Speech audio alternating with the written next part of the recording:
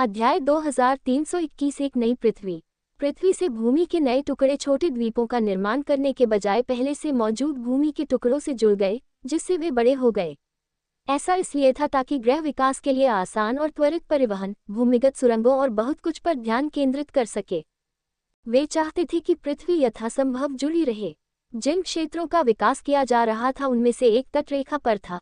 ये भूमि का एक नया टुकड़ा था, इसलिए शहर अभी भी विकास के बीच में था। इन सभी चीजों को देखो, यह अद्भुत है, एडवर्ड ने कहा, क्योंकि वह अभी भी टर्मिनल पर जहाज में था। अभी तक वहां एक भी कर्मचारी नहीं आया था। सब कुछ स्वचालित हो गया था। उनके चेहरों की स्कैनिंग, शहर में प्रवेश और बहुत कुछ। वहां कई स्क्रीन और होलोग्राफिक डिस्प्ले थे जो सामने आ जाते थे और बताते थे कि कहाँ करना है। तो अब हम कहाँ जाएं? हिकेल ने पूछा। तुरंत हिकेल के सामने एक होलोग्राम डिस्प्ले दिखाई दिया जो उसे दिखा रहा था कि वह मानचित्र पर कहाँ है और उसे दिखा रहा है कि निकास कहाँ है। इससे वह थोड़ा चौंका। इसकी आदत डालना सचमुच कठिन है। हिकेल को स्वीकार करना पड़ा। ओह चलो, बदलाव बहुत अच्छा है। ये सभी चीजें सिर्फ जीवन को आसान बनाने के लिए हैं। एडवर्ड मुस्कुराना बंद नहीं कर सका क्योंकि उसके लिए सब कुछ आनंददायक था। मुझे पता है, लेकिन आपको ये याद रखना होगा कि अतीत में पिशाच हमेशा प्रौद्योगिकी में मनुष्यों की तुलना में बहुत अधिक उन्नत थे, लेकिन हम सभी के लंबे समय तक टिके रहने के साथ हमने एक ही स्वाद पर टिके रहने का फैसला किया है। हिकेल ने समझाया। उन दोनों को पिशाच बस्ती और पृथ्वी के बीच अंतर के बारे में बात करते हुए सुनकर क्विन को एहसास हुआ कि पिशाच वास्तव में एक अजीब स्टीमपंक शैली वाले समाज में रहते थे। उनके पास ऐसी गाड़ियां भी थीं जो जानवरों के क्रिस्टल पर चलती थीं, जबकि वे कुछ अधिक वायुगतिकीय चीज बना सकते थे। हमारे जीवनकाल में बहुत कुछ बदल गया है। क्विन को हमारे पास लाने के लिए धन्यवाद, एडवर्ड ने कहा। क्विन चेहरे पर झुंझलाहट के साथ घूम गया। क्षमा करें, मेरा मतलब है बोइन। नाम और आपके चेहरे की आदत डालना कठिन है, हालांकि मैं पहले आपको बोइन कहकर बुलाता था, एडवर्ड ने उत्तर दिया। बातचीत में क्या हम दोनों को भेष बदलना चाहिए? आखिरकार हम मूल नेता हैं, हिकेल ने पूछा। आप दोनों के लिए ये ठीक होना चाहिए, क्विन ने समझाया। अगर इमोटुई को पता है कि आप यहाँ हैं, तो यह और भी कम संदिग्ध लग सकता है। उसने शायद हमसे किसी को भेजने की उम्मीद की थी। इसके अलावा, हालांकि आप लोग बस्ती में लोकप्रिय हैं, मुझे लगता है कि आप पाएंगे कि कोई भी वास्तव में नहीं जानता कि आप यहाँ कैसे दिखते हैं। उद्धरण चिन्ह। जैसे ही समूह टर्मिनल के बाहर गया और शहर का पता लगाना शुरू किया, उन्होंने पाया कि क्विन ने जो कहा वह सच था। वे कई पिशाचों के पास से गुजरे थे और उन्हें उम्मीद थी कि वे उन पर ध्यान देंगे, लेकिन उन्होंने अपना दिन सामान्य रूप से जारी रखा। सबसे पहले, नेताओं को बहुत कम देखा जाता था और मूल भी ज्यादा सामने नहीं आए थे। जिन लोगों को उनके चेहरे याद थे, वे बहुत पहले ही चले गए होंगे, और जो लोग पृथ्वी पर रह रहे थे, उन्होंने निपटान में बहुत अधिक शामिल न होने की कोशिश की। बेशक, ऐसी संभावना थी कि कुछ लोग उन्हें नोटिस कर सकते थे, लेकिन यह वैसा ही था जैसे कि किसी इंसान ने कभी कभी टीवी पर देखे गए किसी राजनेता को देखा हो। यह उन पिशाचों के लिए बहुत बड़ी बात नहीं थी जो जीवित नहीं थे बस्ती में। 1000 वर्षों में बहुत कुछ बदल गया था, और नेताओं के साथ ऐसा व्यवहार करने की परंपराएं जैसे कि वे किसी प्रकार के भगवान थे, उनमें से एक थी। समूह वर्तमान में कुछ खोज कर रहा था। विशेष रूप से यहाँ उतरने का कारण ये था कि मैग्नस का जहाज भी यही पाया गया था। सबसे अधिक संभावना है कि वह अभी भी शहर में नहीं था और जहाँ उसे होना था वह कोई अन्य स्थान था, लेकिन किसी भी मामले में उन्हें इसकी जांच करने की आवश्यकता थी। उन्होंने तेजी से और कई स्थानों पर खोज की, यहाँ तक कि लोगों से पूछा कि क्या उन्होंने उसके जैसा कोई देखा है, लेकिन कोई सुराग नहीं था, कोई स्पष्ट सुराग नहीं था। इसलिए उन्होंने वर्तमान निर्माण स्थलों जैसे अधिक देखने में कठिन स्थानों की तलाश शुरू करने का फैसला किया। वे भूतल पर चले, जहां आधार ज्यादातर जमीन से भरा हुआ था और सामग्री के बैक किनारे पर थे। बाहर एक बड़ी बाड़ थी जो लोगों को अंदर आने से रोकती थी। इन निर्माण परियोजनाओं में गंदगी के अलावा और भी बहुत कुछ लगा, इसलिए केवल क्षमता वाले उपयोगकर्ता ही नहीं, बल्कि बहुत सारे उपकरण भी थे। वे कब से हमारा पीछा कर रहे हैं? हिकेल ने पूछा। लगभग 5 मिनट, क्विन ने उत्तर दिया। वे इमोटुई से संबंधित हो सकते हैं, इसलिए सावधान रहें। 5 पिशाचों का एक समूह अपने चेहरे पर बड़ी बड़ी मुस्कुराहट के साथ हंसते हुए बाहर चला गया। ठीक है, ऐसा लगता है कि हमारे पास इस शहर में नए लोगों का एक समूह है। आप जानते हैं, इस शहर में आने वाले प्रत्येक व्यक्ति के लिए एक शुल्क है जिसका भुगतान करना आवश्यक है, और हमने अपना शुल्क नहीं लिया है, पिशाच ने कहा। गंभीरता से एडवर्ड ने भौहें उठाईं। क्या मैंने समय में पीछे यात्रा की है? ये किस प्रकार का आधा बना हुआ बुरा गिरोह है? वे चाहते हैं कि हम भुगतान करें। उनका इससे क्या मतलब है और किस लिए? शहर में प्रवेश निःशुल्क है और किसी को भी कुछ भी भुगतान नहीं करना पड़ेगा, हिकेल ने कहा। वे हमारा छोटा दिमाग लूट रहे हैं, एडवर्ड ने वापस उत्तर दिया। वे हमें लूट रहे हैं। क्या वे वास्तव में हमें नहीं पहचानते? हमारे समय में कोई भी ऐसा करने की कोशिश करने की हिम्मत भी नहीं करता था, हिकेल ने कहा। उसकी आवाज में थोड़ा उदासी लग रही थी। ये सबसे अच्छा होगा यदि आप लोग अपना क्रेडिट सौंप दें, पिशाच ने कहा। इसकी रिपोर्ट करने के बारे में सोचे भी नहीं। वैम्पायर कॉप्स पिशाच पर पिशाच की तुलना में मानव मामलों पर पिशाच से निपटने के बारे में अधिक चिंतित हैं। इन शब्दों को कहते समय 3 वृद्ध व्यक्ति बातचीत के बीच में लग रहे थे और अंततः हिकेल उन सभी के सामने से बाहर निकलना शुरू कर दिया। क्या आप में से किसी के हाथ पर कोई निशान है? हिकेल ने पूछा। सभी पिशाच भ्रमित लग रहे थे। मैंने इतना नहीं सोचा था। आखिरकार मुझे ही तुमसे निपटने के लिए नामांकित किया गया है, इसलिए चले जाओ। हिकेल ने अपना हाथ घुमाया और लाल आभा की एक रेखा निकल गई। दूसरों के लिए प्रतिक्रिया करना बहुत तेज था। उन्होंने अभी अभी अपनी लाल आभा को बुलाना शुरू किया था जब हमला उन पर हुआ। उन सभी की छाती पर गहरी चोट लगी और वे सीधे जमीन पर गिर गए। शुक्र मनाओ कि मैंने तुम्हें नहीं मारा, हिकेल ने टिप्पणी की, और इस बात से सावधान रहे कि अगली बार आप किसके साथ खिलवाड़ करेंगे। वे तीनों छुट्टी पर थे और निर्णय ले रहे थे कि अब किसी तरह का ब्रेक लेने का समय आ गया है। जैसे ही सूरज ढलने लगा, वे सभी बाहर एक कॉफी शॉप में बैठ गए। मैं सोचने लगा हूं कि लक्ष्यहीन खोज से काम नहीं चलेगा, एडवर्ड ने टिप्पणी की। मेरे विचार से तुम सही हो, क्विन ने स्वीकार किया। हो सकता है हमें अन्य चीजों में से एक पर ध्यान केंद्रित करने का प्रयास करना चाहिए। हम नहीं जानते कि मैग्नस यहाँ क्यों है, लेकिन हम जानते हैं कि इमोटुई ने पहले भी आपसे संबंध रखने वालों को निशाना बनाया है। आपका किसके साथ संबंध है यह अभी भी है पृथ्वी पर? क्विन ने कुछ क्षणों तक इसके बारे में सोचा। मुझे लगता है वैम्पायर कॉप से फैक्स और एंडी हैं। वहाँ लोगान और उसका पूरा परिवार भी है। वे दोनों स्थिति से अवगत हैं। उन तक पहुँचना कठिन होगा। फिर मुझे लगता है कि लूसिया भी है। जब हम उठे तो उसने मदद की थी, लेकिन जहाँ तक मुझे पता है वह ग्रेलिश गुट में गई थी। एकमात्र अन्य व्यक्ति जिसके बारे में मैं सोच सकता हूँ वह जेसिका नामक महिला है, लेकिन मुझे नहीं पता कि वह कहाँ है। अगर हम लोगान से फाइलों की जांच करने के लिए कहें तो शायद वह सभी की स्थिति की पुष्टि कर सकता है। अगर वे पहले से ही यहाँ हैं तो ये जांचने में कोई नुकसान नहीं होगा कि वे सुरक्षित हैं या नहीं, एडवर्ड ने सुझाव दिया। बिना किसी सुराग के ये कोई बुरा विचार नहीं लग रहा था, लेकिन जेसिका के बारे में सोचकर उसे आश्चर्य हुआ कि वह कैसे कर रही थी। आखिरकार वह दूसरों की तुलना में थोड़ी अलग थी। ओह, इससे मुझे याद आया, मैं आपसे एक प्रश्न पूछना चाहता था। पिशाच वैम्पायरों से इतने डरते क्यों थे? क्विन ने पूछा। मैंने एक बार सुना था एक ऐसी चीज थी जिसने लगभग पूरी बस्ती को खत्म कर दिया था। चूंकि आप दोनों मूल निवासी हैं, इसलिए मैंने सोचा कि आप इसके बारे में अधिक जानते होंगे। हिकेल और एडवर्ड दोनों ने उस पर एक दूसरे की ओर देखा। वह घटना घटी? हिकेल ने पूछा और एडवर्ड ने अपने कंधे उचकाए। मुझे पिशाचों और वेयरवुल्व्स के बीच युद्ध याद है, लेकिन एक वैम्पायर के बारे में कुछ भी नहीं, एडवर्ड ने उत्तर दिया। क्विन को कम ही पता था कि यह सरल प्रश्न पिशाचों के सामने एक अज्ञात रहस्य उजागर कर देगा। अध्याय 2322 एक वैम्पायर का रहस्य। दोनों ओरिजिनल चेहरों पर असमंजस की स्थिति बनी रही। वे आगे बढ़े और अपने समय में घटी बड़ी घटनाओं पर चर्चा की, और ऐसा करते हुए दोनों ने एक दूसरे को कुछ बातें याद दिलाईं। यह एक कठिन बातचीत थी क्योंकि क्विन के पास कहने के लिए बहुत सारे संदर्भ नहीं थे।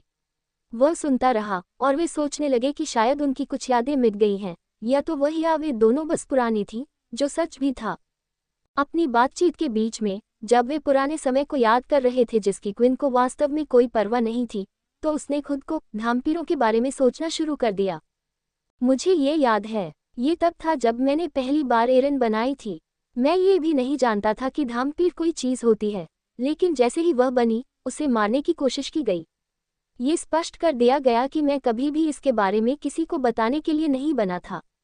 बेशक तब पूरी वैम्पायर बनाम मानव गड़बड़ी शुरू हो गई, लेकिन मुझे बाद में पता चला कि यह संभव है कि एरन वह सच्ची वैम्पायर भी नहीं रही होगी। क्विन ने जो वैम्पायर बनाया था वह उसके खून से था। यह एक उपवर था जो बेहद दुर्लभ था और कभी नहीं देखा गया था। फिर ऐसे धाम्पीर भी थे जिन्हें एरन जैसे अन्य लोगों द्वारा बदला जा सकता था। अंत में ऐसे धाम्पीर थे जो पिशाच और मानव जन्म से आए थे।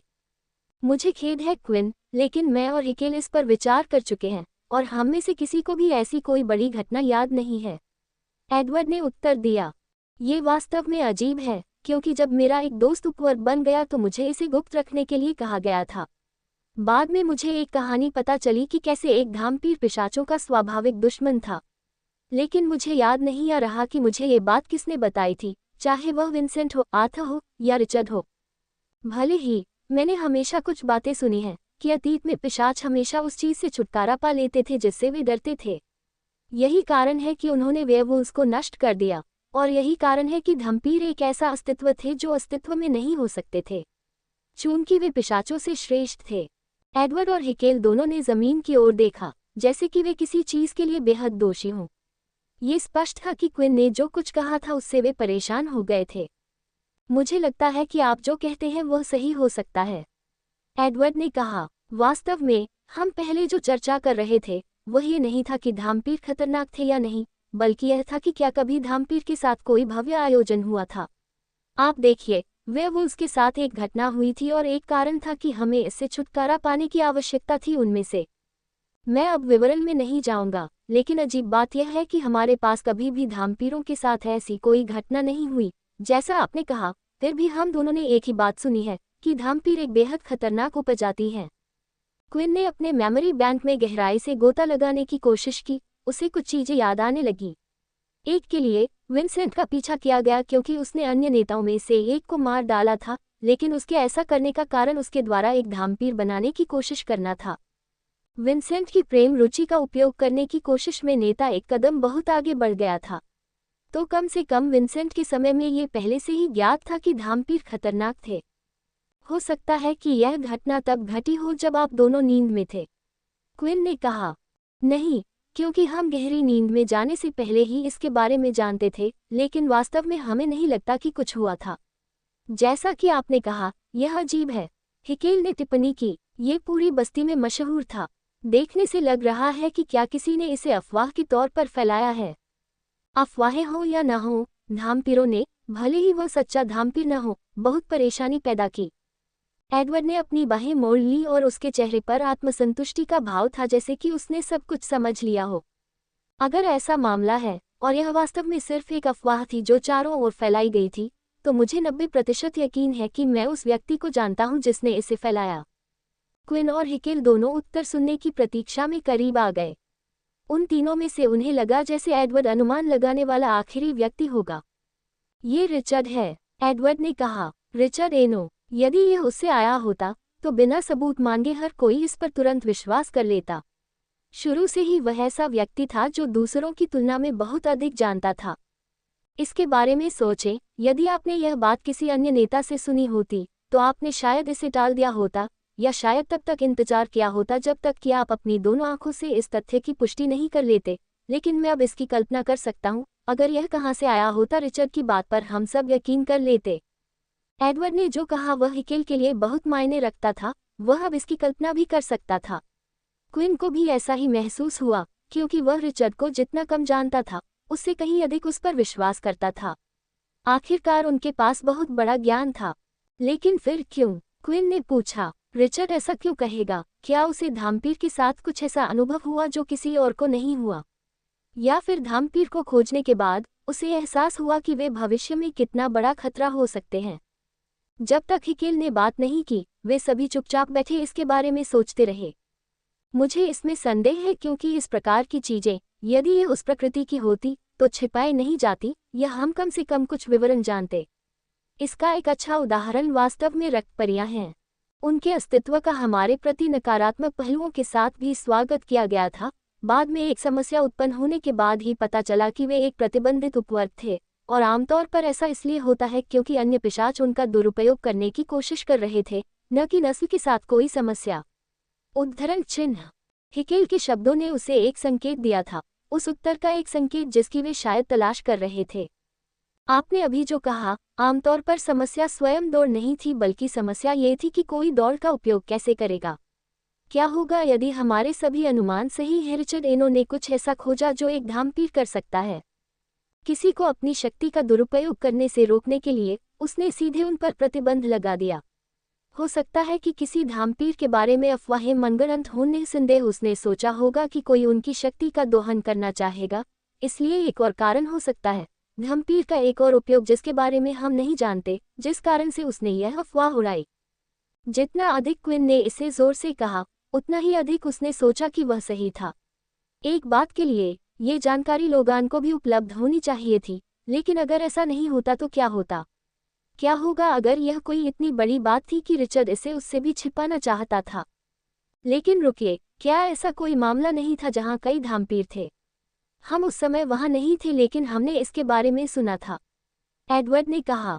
हाँ, लेकिन वे अलग थे, वे जेसिका की तरह नहीं थे, एक पिशाच और एक इंसान से पैदा हुआ पिशाच, एक सच्चा धामपीर, क्विन ने कहा। लोगान से एक संदेश प्राप्त हुआ था जिसमें उन्हें बताया गया था कि जेसिका वास्तव में पृथ्वी पर थी। अध्याय 2323 करीब आना।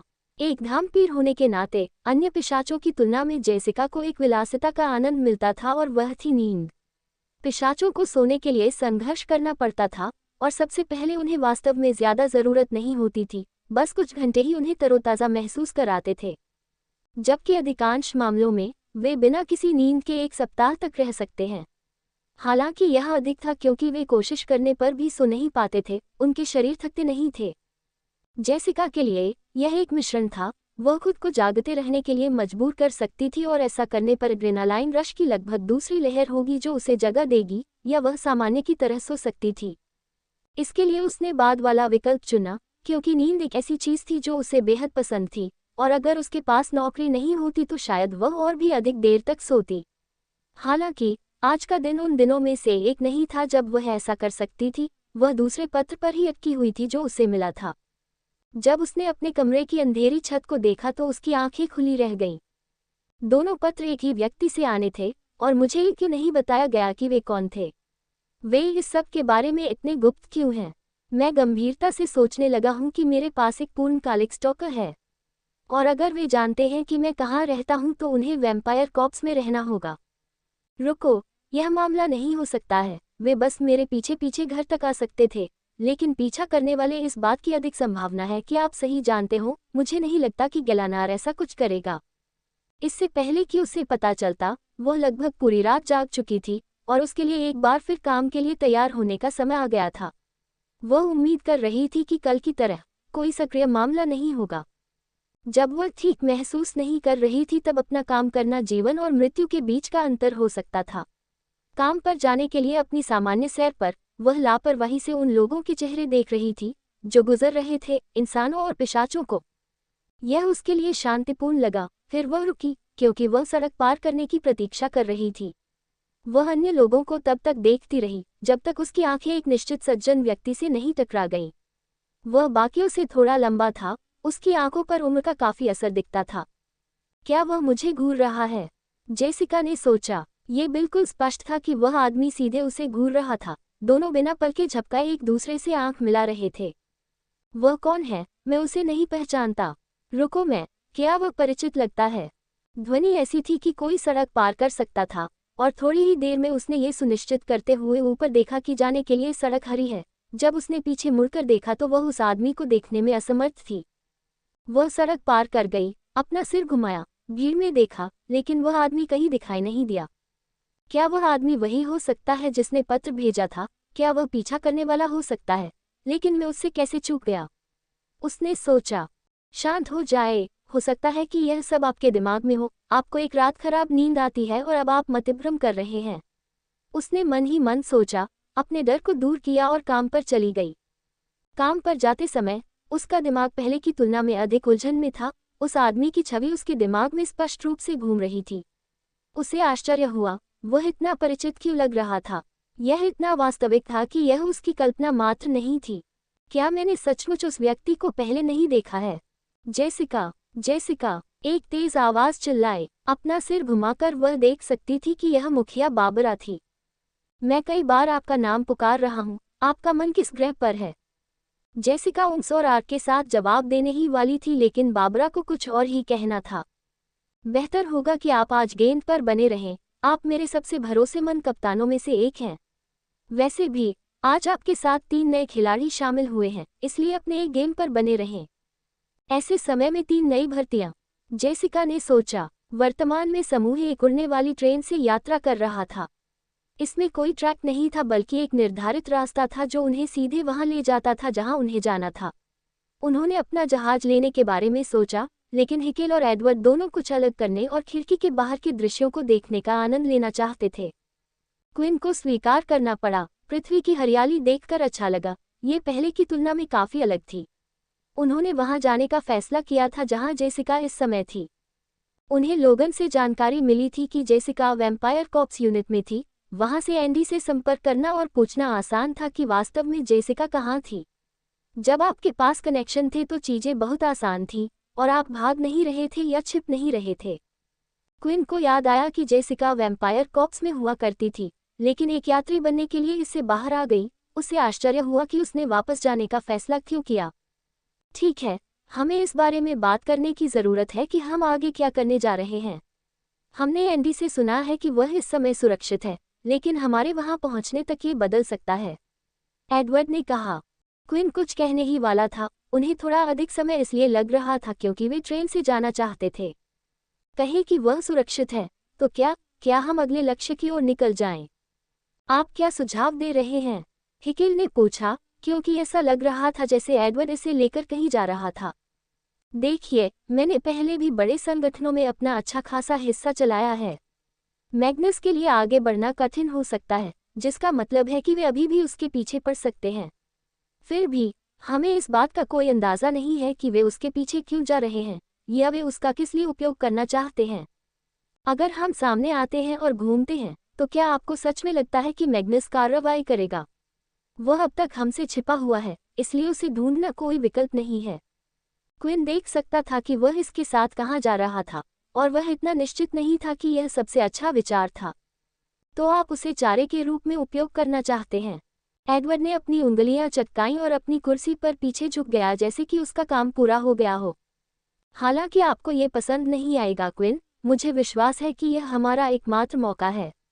अगर हम मैग्नस को रोकने में कामयाब होते हैं, तो हम वैम्पायर के रहस्यों का पता लगा सकते हैं, हिकेल ने कहा। अगर वे इसी कारण से जेसिका के पीछे हैं।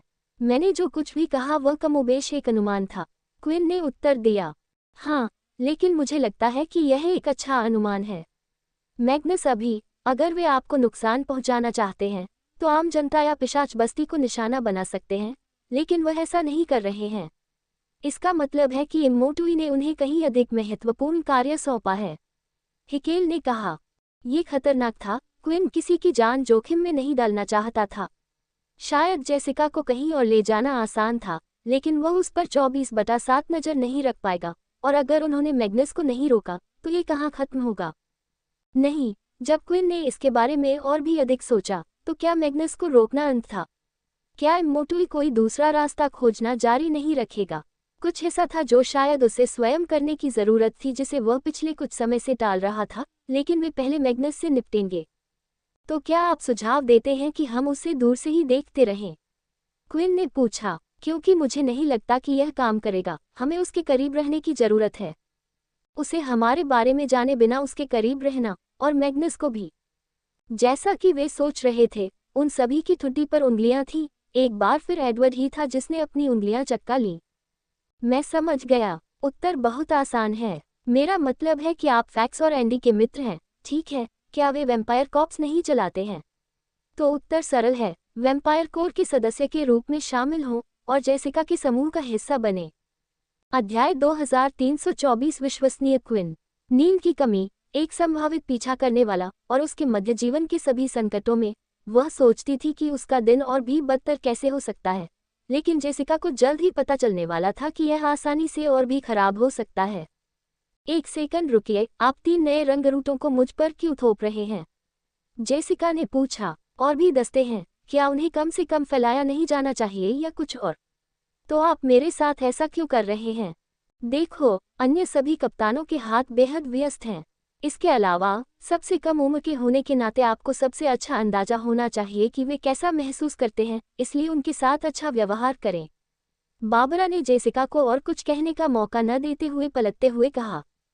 उसे स्वीकार करना पड़ा, उसे बुरा लगा, लेकिन वो कुछ नहीं कर सकती थी। यह हैंडी का आदेश था और उन्हें इस पर सवाल नहीं उठाना था। ये बिल्कुल स्पष्ट था कि 3 नए रंगरूटों के बीच किसी न किसी तरह के संबंध थे, क्योंकि वे किसी भी प्रकार के मूल्यांकन से भी नहीं गुजरे थे और फिर भी वे यहाँ थे। अपने कार्यालय में जाते हुए वह गैलानार और उसके दस्ते के 2 अन्य लोगों, स्टेसी और गेब को देख सकती थी। यह उसकी छोटी जांच टीम थी जो मामलों से निपटती थी, और अब एक दीवार के सामने खड़े होकर 3 आकृतियां थीं। वे अपनी पीठ के पीछे हाथ रखकर सीधे खड़े थे। जेसिका ने उन तीनों को ऊपर से नीचे तक देखा। बेशक 3 नए रंगरूट क्विन, हिकेल और एडवर्ड थे। क्विन के पास विशेष मिट्टी का मुखौटा था, इसलिए वह पहले जैसा बिल्कुल नहीं दिख रहा था, जबकि एडवर्ड और हिकेल वे विग खरीदने, अपनी हेयर स्टाइल बदलने और अपने चेहरे पर यहाँ वहाँ कुछ विशेषताएं जोड़ने के लिए बाहर गए थे। वे पहले की तुलना में पहचाने नहीं जा रहे थे, और चूंकि उनके चेहरे पहले से अच्छी तरह से ज्ञात नहीं थे, इसलिए उन्होंने सोचा कि यह एकदम सही भेष है। तुम तीनों अपना नाम और विशेषता बताओ, जेसिका ने पूछा। मेरा नाम एडवर्ड है, एडवर्ड ने घोषणा की। मैं बेहद भाग्यशाली व्यक्ति हूँ। मेरे आसपास रहने पर तुम्हें हर चीज में भाग्य दिखाई देगा। जेसिका ने पिशाच को ऐसे देखा जैसे वह कोई पागल व्यक्ति हो, और उसने तुरंत सोचा कि अगर कोई व्यक्ति कहता है कि वे सिर्फ भाग्यशाली थे, तो क्या वे मूर्ख और बेकार थे? और आप? जेसिका ने लाइन से नीचे जाते हुए पूछा। मैं हाइक हूँ, हिकेल ने उत्तर दिया। मुझमें अपने खून से चीजों को उड़ा देने की क्षमता है। हालांकि मैं काफी तेज और फुर्तीला भी हूँ और चीजों की बड़ी तस्वीर देखने का दिमाग रखता हूँ। हाइक की प्रतिक्रिया काफी अच्छी लग रही थी। हालांकि आत्मविश्वासी होने और डींगे हाँकने के बीच एक महीन रेखा होती है और उसे बस ये देखना होगा कि वह आगे चलकर कैसा प्रदर्शन करेगा। अंत में वह आखिरी पिशाच के पास गई। उसकी शक्ल के आधार पर उसमें कुछ खास नहीं था। सादा चेहरा, सादे काले बाल। अगर उसने उसे पहले सड़क पर देखा होता तो वह उसे कभी नहीं पहचान पाती, फिर भी उसे ऐसा लगता था जैसे वह सबसे अलग है।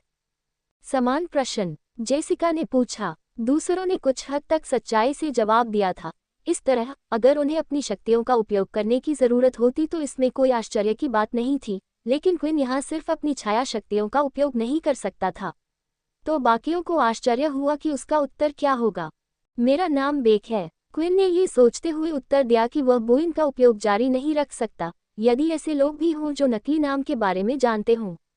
मैं पिछले दोनों की तरह कुछ खास नहीं हूँ, लेकिन मैं आपको एक बात बताऊंगा। मैं एक विश्वसनीय व्यक्ति हूँ।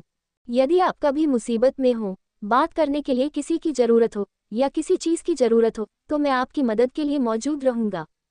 जब क्विन ने ये शब्द कहे तो उसने आंख से संपर्क नहीं तोड़ा और सीधे जेसिका को देखा। उसे लगा कि उसके गाल थोड़े गर्म हो गए हैं। उसे नहीं पता क्यों, लेकिन उसे लगा जैसे ये पिशाच सच कह रहा था। इस बीच गैलानर ने पीछे की ओर अपनी बाहें मोड़ ली और थोड़ा बीमार महसूस किया। मैं विश्वास नहीं कर सकता कि कोई अंदर आ सकता है और इतनी घटिया बात कह सकता है। जेसिका ने तीनों को वैम्पायर कोर के नियमों के बारे में सूचित किया। फिलहाल उनकी भूमिका क्या होगी, क्योंकि उनमें से प्रत्येक को एक अलग व्यक्ति की सहायता करनी थी। कुछ समय के लिए बस उन्हें छाया देना था। उसने ये भी जाना कि अगर अलार्म बजने पर क्या होगा और सक्रिय मामले पर क्या करना है, साथ ही उन दिनों में जब उनका दस्ता गश्ती ड्यूटी पर था, जो उनके लिए कल होगा। गश्त पर वे बस शहर के चारों ओर घूमते रहते थे, जब तक कि उन्हें किसी घटित होने वाली घटना के लिए बुलाया न जाए। पिशाचों से जुड़े मामलों में उन्हें हमेशा एक इकाई के रूप में आगे बढ़ना था, चाहे जोखिम कितना भी कम क्यों न हो। ऐसा इसलिए था क्योंकि वे कभी नहीं जानते थे कि जिस पिशाच के विरुद्ध वे जा रहे हैं वह कितना शक्तिशाली होगा। जेसिका ने प्रत्येक व्यक्ति को छोड़ दिया था। क्विन गैलानार के साथ जा रही थी। उन्होंने कुछ खास नहीं किया और आखिरकार दोपहर के भोजन की नौबत आ गई। तुम लोग आगे बढ़ो, जेसिका ने कहा। मैं थोड़ी देर के लिए अपनी आंखों को आराम देने जा रहा हूँ। अन्य लोग कैंटीन की ओर जाने के लिए कार्यालय से बाहर चले गए और निकलने वाला आखिरी व्यक्ति क्विन था। वह दरवाजे के पास खड़ा होकर उसकी ओर देख रहा था और दोनों ने एक बार फिर नजरें मिलाईं। बस जाओ, तुम्हें मेरी चिंता करने की जरूरत नहीं है, जेसिका ने कहा। अगर कोई ऐसी चीज है जिसके बारे में आप बात करना चाहते हैं। क्विन ने इसे उस पर छोड़ते हुए जोड़ा। जब समूह को भोजन मिला तो गैलानार क्विन को लगातार घूरने से नहीं रोक सका। उसने पहले ही कई बार जेसिका को उसकी ओर देखते हुए देखा था। अरे, मैं बस आप सभी नए लोगों को बताना चाहता हूँ कि जेसिका को मैं पहले ही ले चुका हूँ। गैलानार ने दावा किया। ये किस दुनिया में सच है? गेब ने कहा। वह तुम्हें पहले ही लाखों बार अस्वीकार कर चुकी है। हाँ, लेकिन मैं बता सकता हूँ कि उसने ये ऊंची दीवारें खड़ी कर रखी हैं। मैं उन्हें धीरे धीरे तोड़ रहा हूँ, गैलारा ने समझाया। कल्पना कीजिए, मैं एक दीवार को तोड़ने में पूरी मेहनत करता हूँ, अंत में मैं ऐसा करता हूँ और कोई बस कूद जाता है और खजाना चुरा लेता है। जब उसने अपना वाक्य पूरा किया तो वह क्वीन की ओर देख रहा था। अरे अरे, मुझे लगता है कि तुम्हारे साथ सब कुछ गलत है, युवा, एडवर्ड ने कहा। बाहरी दिखावे के आधार पर एडवर्ड गैलानार से अधिक उम्र का दिखता था, लेकिन पिशाचों के साथ इसका पता लगाना हमेशा मुश्किल होता था। हालांकि इस मामले में उच्च पद पर होने के कारण गैलानार को कुछ सम्मान की उम्मीद थी, लेकिन पिशाच उससे बहुत लापरवाही से बात कर रहा था। आप देखिए, इसकी पहले से ही एक पत्नी और बच्चे हैं। वह खुशहाल शादीशुदा है, इसलिए आपको इसके बारे में चिंता करने की कोई जरूरत नहीं है, एडवर्ड ने कहा। गैलानार ने राहत की सांस ली और उस समय उसे एहसास हुआ। उसने सोचा कि अगर उन दोनों को जेसिका से आगे निकलना होगा तो वह हार जाएगा। हालांकि मैं उसके बारे में चिंतित हूँ, क्वीन ने पूछा। वह थोड़ी थकी हुई लग रही थी, उसका मन चीजों पर भारी था। क्या हाल ही में कुछ असामान्य हुआ है? दूसरों ने इसके बारे में सोचा और उन्होंने उसे अजीब व्यवहार करते हुए देखा था। मुझे लगता है कि यह सब तब शुरू हुआ जब वह उस पत्र के बारे में बात कर रही थी, स्टेसी ने टिप्पणी की। ओह हाँ, लेकिन गैलानार, क्या तुम वही नहीं थे जिसने वो पत्र भेजा था? नहीं, मैंने आप लोगों को पहले ही बता दिया था कि यह मैं नहीं था। मैं इस बारे में झूठ नहीं बोल रहा था। मेरे पास इस बारे में झूठ बोलने का कोई कारण नहीं है। इसके अलावा, क्या आपको नहीं लगता कि उसके अपार्टमेंट में जाना एक कदम बहुत दूर है? मैं एक ढोंगी के रूप में नहीं देखा जाना चाहता। दूसरों को आश्चर्य हुआ कि क्या उन्हें कुछ मिला है। क्या आप ठीक ठीक बता सकते हैं कि इन पत्रों में क्या था?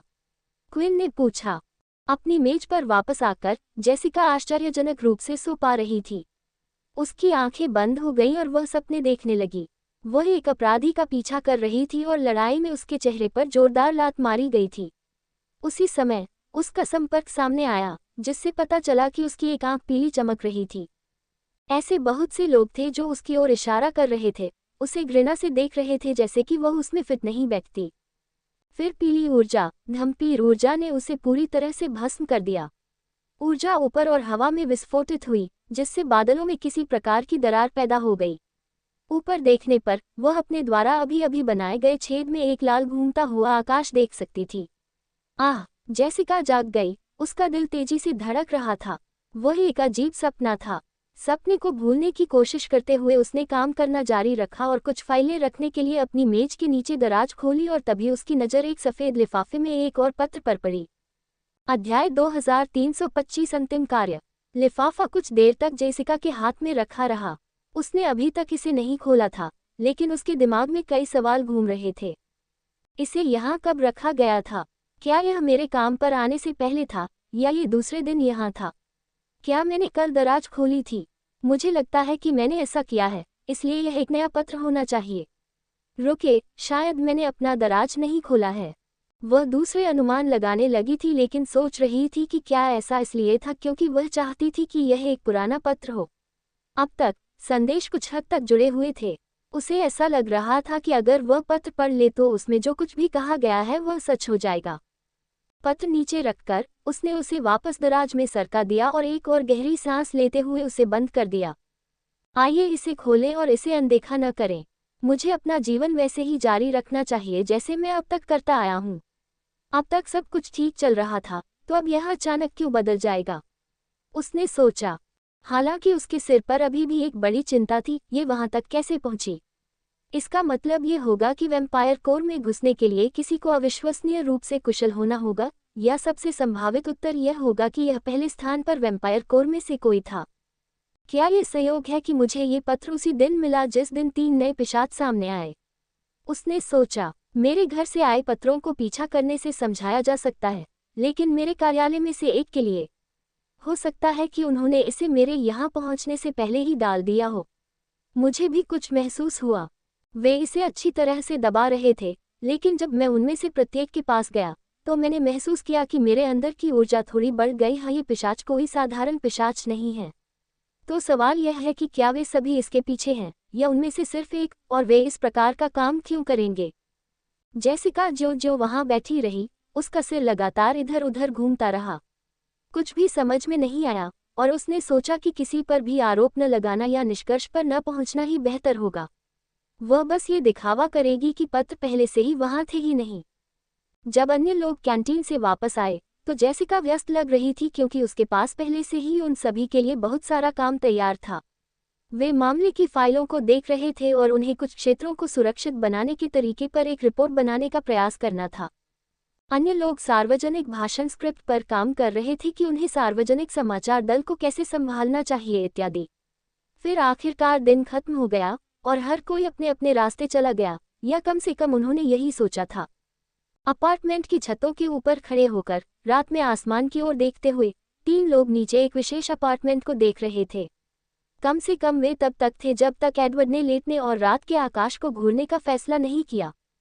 तो क्या आपको लगता है कि मैग्नस ही वह व्यक्ति है जो उसे ये पत्र भेज रहा है? वह ऐसा क्यों करेगा? क्या वह जेसिका को मारना चाहता था और फिर जब उसने उसे देखा तो अचानक वह उसके प्यार में पड़ गया? एडवर्ड ने जोर से कहा क्योंकि उसे पूरी बात हास्यास्पद लग रही थी। क्विन ने बताया, फिलहाल लोगान ने हमें कहीं और होने वाली किसी भी घटना के बारे में कोई खबर नहीं दी है। उसकी दूसरों पर कड़ी नज़र है और अन्य शहरों के संबंध में कोई बड़ी घटना नहीं हुई है। हम नहीं जानते कि यह मैग्नस है या सिर्फ एक पागल व्यक्ति है, लेकिन हमें इस समय कुछ भी मान लेना होगा जबकि हमारे पास कुछ भी नहीं है। हिकेल ने कहा, आपका मतलब है कि अभी हमारे पास यही एकमात्र बढ़त है? ये थोड़ा संदिग्ध है। हालांकि इससे मुझे आश्चर्य होता है कि अगर मैग्नस उसके अपार्टमेंट में घुसने में सक्षम था तो उसे क्यों नहीं ले जाया गया या उसका अपहरण क्यों नहीं किया गया? क्या ऐसा हो सकता है कि वे किसी और चीज़ के पीछे हों, या वे फिर से हमारा इंतजार कर रहे हैं? एडवर्ड ने उठक बैठक करते हुए और दोनों की ओर देखते हुए कहा, इमोटुई बस तुम्हारे साथ एक खेल खेल सकता है क्विन। ऐसा लगता है कि वह तुम्हें किसी भी चीज़ से अधिक पीड़ा देना चाहता है।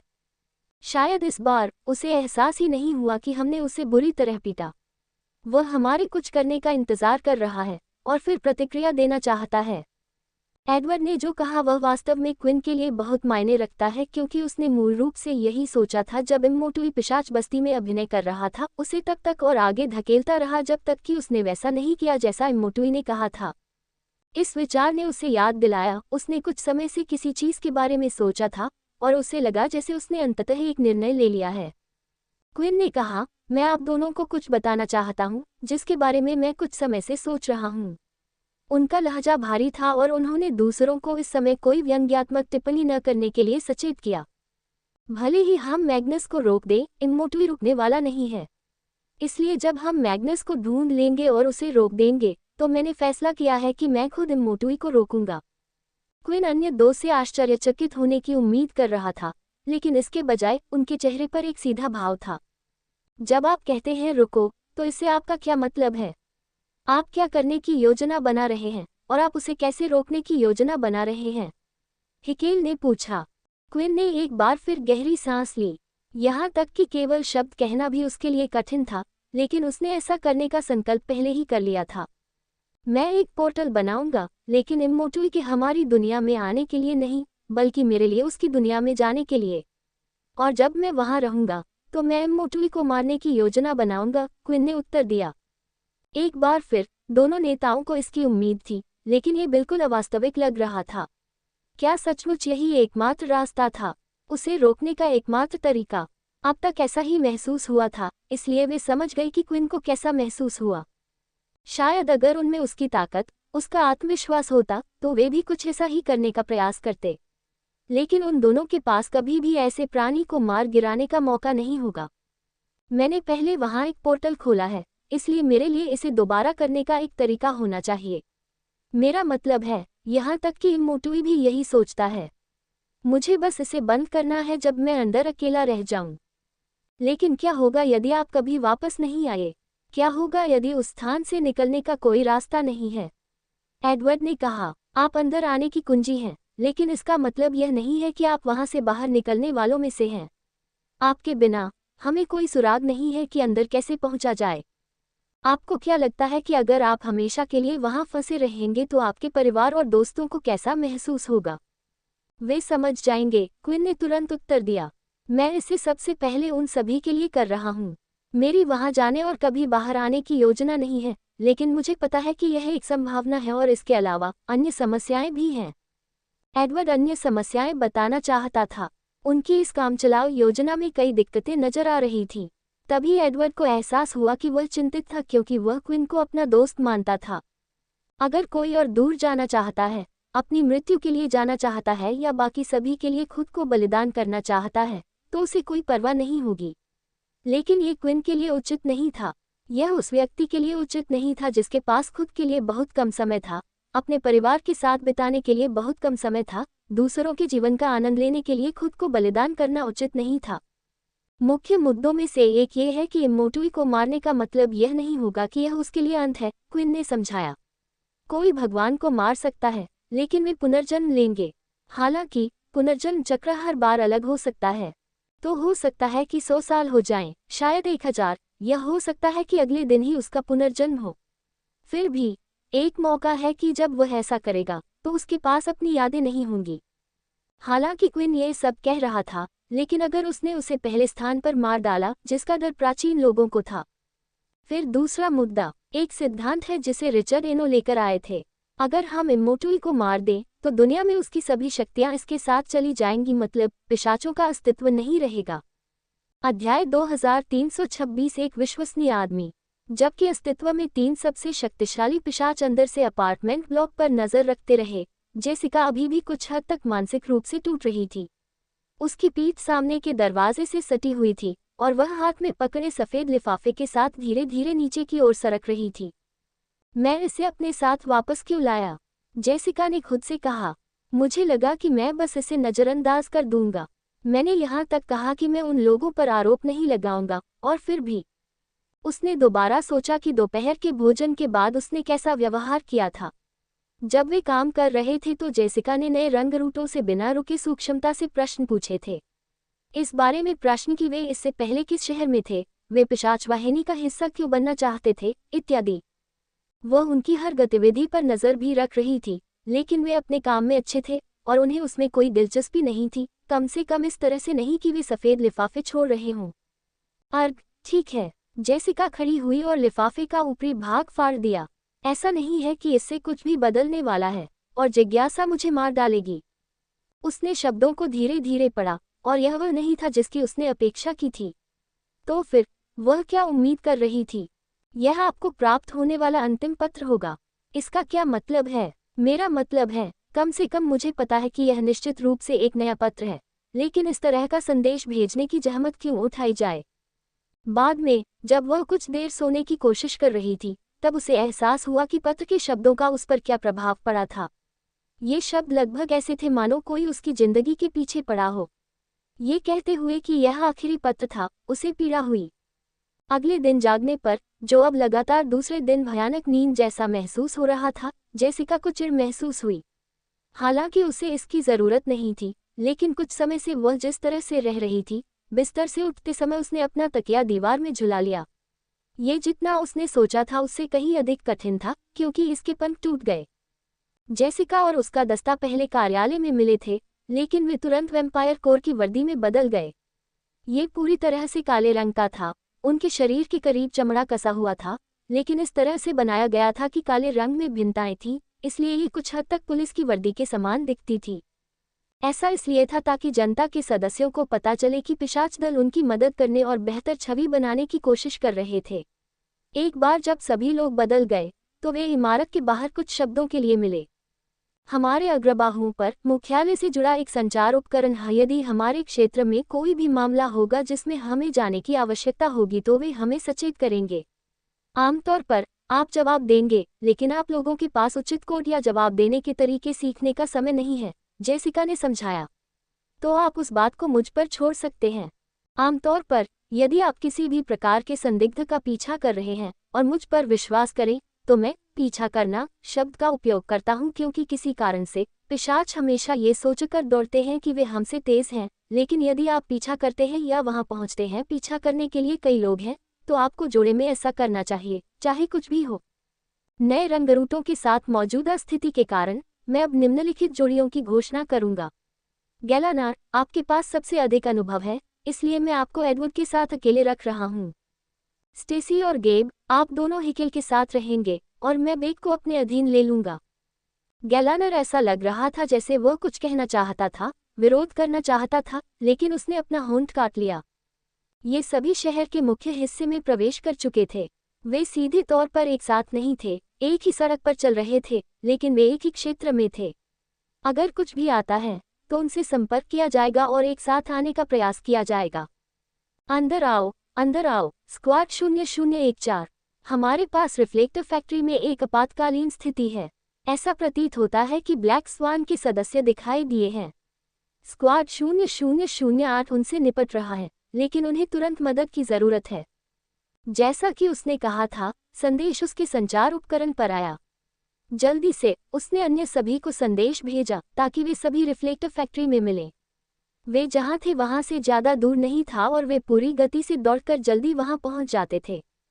क्षमा करें, बेक, यह एक महत्वपूर्ण मामला है, इसलिए मैं आपके बिना आगे बढ़ूंगा, जेसिका ने पूरी गति से दौड़ते हुए कहा। क्विन को लंच ब्रेक के दौरान इस बारे में चेतावनी दी गई थी। उन्होंने कहा कि जेसिका अक्सर मैदान में रहते समय गर्म हो जाती थी और वह खुद ही कूद पड़ती थी। वह अन्य सभी की तुलना में तेज थी, इसलिए भले ही गैलानार उसका साथी था, वह हमेशा घटनास्थल पर पहुंचता था और काम पूरा हो जाता था। उन्होंने कहा कि उन्हें चिंता है कि एक दिन उनके अविवेकपूर्ण निर्णयों के कारण दुश्मन की जगह वही जमीन पर होंगी। जेसिका मूल रूप से गलियों से भाग रही थी, लेकिन एक तरफ से दूसरी तरफ कूदते हुए वह तेजी से इमारतों की छत पर पहुंच गई थी। इस रास्ते से यात्रा करना आसान था, इसलिए वह ट्रैफिक में या जनता के रास्ते में नहीं फंसती थी। मुझे बताओ, काले हैंड्स क्या हैं? अपना सिर घुमाकर जेसिका बेक को अपने बगल में देखकर आश्चर्यचकित रह गई। वह मेरे साथ रह सकता है। मुझे लगता है कि वह वास्तव में प्रतिभाशाली है।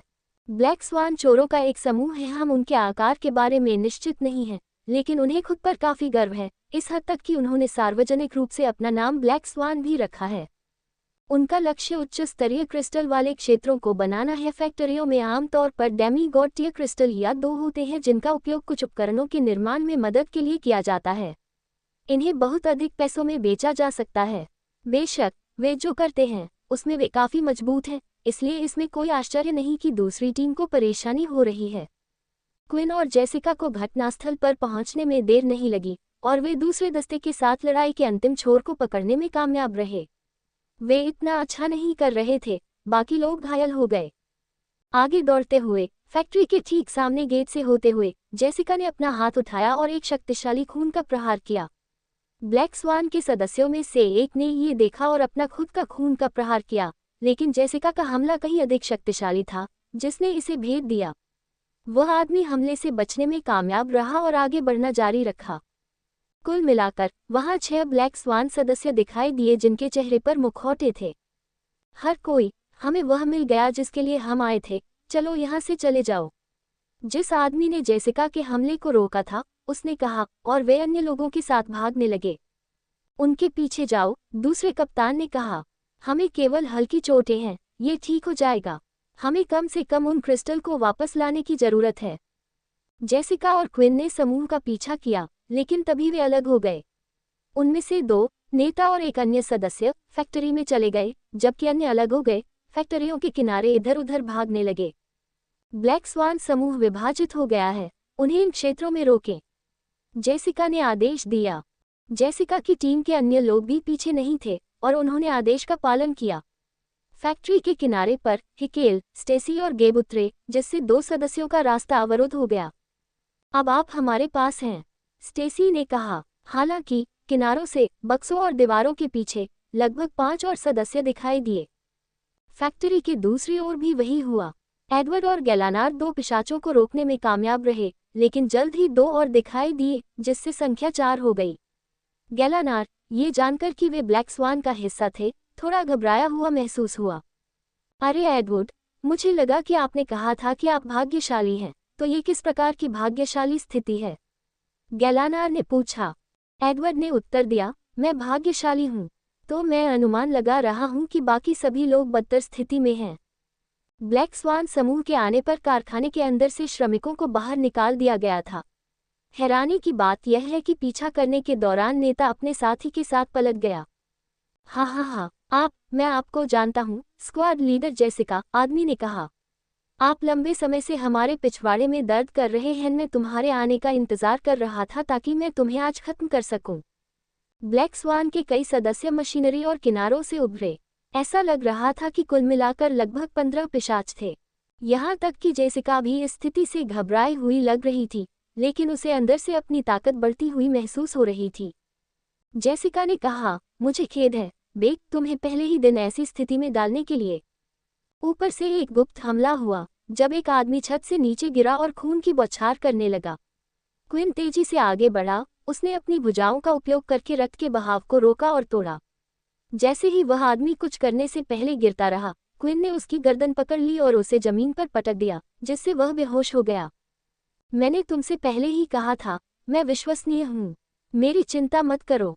अध्याय 2327 एक मजबूत टीम। हिकेल, जिन्हें अन्य लोग हाइक के नाम से जानते हैं, स्टेसी और गेब सभी ब्लैक स्वान के सदस्यों से लड़ रहे थे।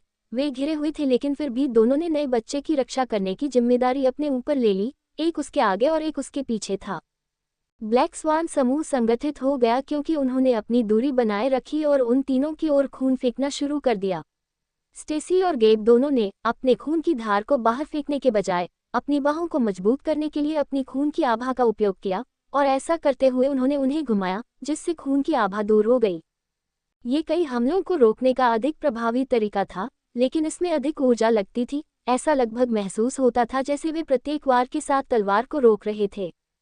ये दोनों अच्छे लोग हैं, हिकेल ने सोचा। मैं व्यावहारिक रूप से उनके लिए अजनबी हूँ, और फिर भी उन्होंने मेरी रक्षा करने का फैसला किया है, इसलिए मुझे उनकी थोड़ी मदद करने की जरूरत है। अपने दोनों हाथ झुलाते हुए उसने खून की बौछार कर दी। उसने अपनी पूरी शक्ति का उपयोग नहीं किया, लेकिन रक्त प्रवाह को कुछ हद तक पीछे धकेलने के लिए उन्हें लाल कणों के अलावा कुछ भी नहीं बदलने से पहले उनकी दृश्य रेखा में धकेल दिया। अब, हिकेल चिल्लाया, जिससे उन्हें लड़ने का मौका मिला। वे फैल गए, प्रत्येक 2 सदस्यों के पास जा रहा था। यह एक कठिन लड़ाई होगी। कम से कम हिकेल इसे कठिन दिखाएगा, क्योंकि उसने फेंके गए कुछ भूसे से बचा लिया और एक को अपनी तरफ मारने की अनुमति दी। ओह, यदि तुम्हें पता होता कि मैं कौन हूँ, तो मैं तुम्हारे साथ क्या करता, हिकेल ने सोचा। हालांकि पहली बार में चोट से वास्तव में उसे कोई नुकसान नहीं हुआ, इसलिए उसने इन हरकतों को जारी रखा, उन्हें धीरे धीरे बाहर निकाला, यह उम्मीद करते हुए कि अन्य 2 भी ऐसा ही करेंगे। फैक्ट्री की दूसरी ओर एडवर्ड गैलानार से लड़ रहा था। उनके 4 सदस्य उनमें से 2 के पीछे जा रहे थे, जिससे गैलानार के लिए सीधे कार्रवाई करना थोड़ा मुश्किल हो गया। जब वह हमला करने का मौका देखता, तो दूसरा बगल से आता और उस पर हमला करने का प्रयास करता। ऊपर से वह लगातार अपना सिर घुमा रहा था। अरे एडवर्ड, क्या तुम ठीक कर रहे हो? मुझे नहीं चाहिए कि आप उन्हें हराएं, लेकिन बस इन लोगों का डटकर मुकाबला करें। मैं उनसे एक एक करके निपटूंगा, गैलानर ने कहा। जैसे ही उसने अपनी बाहें घुमाई, खून की धार एक पिशाच पर गिरी और वह मुक्का मारने का नाटक करते हुए दूसरे की ओर उछला, लेकिन तेजी से उसे एक झटके से पलट दिया, जिससे उसके पैरों के निचले हिस्से में चोट लगी। एक कारण था कि उसे आमतौर पर जेसिका के साथ जोड़ा जाता था, क्योंकि उनकी टीम में वह सबसे करीबी लोगों में से एक था जो उसके साथ रह सकता था। इस बीच एडवर्ड अब तक हर प्रहार से बच रहा था, पलटवार नहीं कर रहा था। बकवास, मुझे लगता है कि इसे यथार्थवादी बनाने के लिए मुझे इन लोगों से 1 या 2 वार खाने चाहिए। चलो मुझे मारो, मैं नहीं हटूंगा। अपने वचन के अनुसार एडवर्ड ने कोई हलचल नहीं की और एक झटका सीधे उसके चेहरे पर लगा। एक पल के लिए मुक्का उसके चेहरे पर अटका हुआ था। क्या मैंने कहा कि मेरे चेहरे पर मारो? एडवर्ड ने कहा।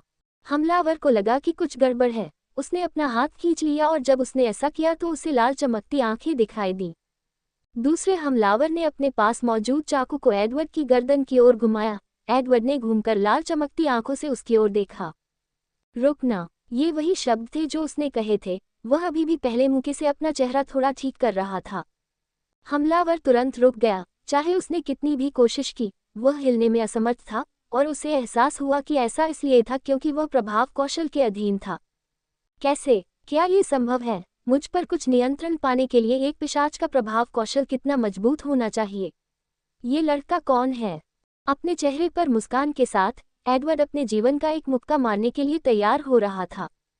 फैक्ट्री के अंदर ही जोर शोर से लड़ाई शुरू हो गई थी। शायद ऐसा इसलिए था क्योंकि जेसिका स्थिति का आकलन करने की कोशिश कर रही थी, या तथ्य ये था कि उसे लगातार 2 दिन खराब नींद आई थी, लेकिन वह छत से आने वाली नींद के लिए तैयार नहीं थी। यदि यह अब एक के लिए नहीं होता तो शायद उसे एक झटका लगता। यदि आप विश्वसनीय हैं जैसा कि आप कहते हैं, तो आपको ऐसे ही छोड़ देना ठीक रहेगा, ठीक है? जेसिका ने कहा, जैसे ही वह 2 खंजर निकालकर लोगों के समूह की ओर आगे बढ़ी। क्विन ने मरे हुए लड़के का चेहरा छोड़ दिया और उसके बगल से आगे की ओर भागी। उसने पहले पिशाचों पर हमला किया, उनके वार से बचते हुए। गहराई में जाकर उसे चोट लगने का डर नहीं था। जिस तरह से उसने हमला किया उससे ये पता चल सकता था। ये लगभग ऐसा था मानो वह जानती हो कि वह दूसरों से बेहतर है। इस बीच क्विन उस पर नजर रखते हुए लड़ रही थी। वह अपने मार्शल आर्ट कौशल, मुख्य रूप से अपने मय बैरन कौशल के अलावा कुछ भी उपयोग नहीं कर रहा था। वह आभा से भरे एक पिशाच के मुंह से बच गया जो बाहर चला गया था, लेकिन उसने हाथ पकड़ लिया और उसे अपने कंधे के ऊपर खींच लिया, जिससे जोड़ टूट गया, इससे पहले कि उसने उस आदमी को उठाकर दूसरे में फेंक दिया।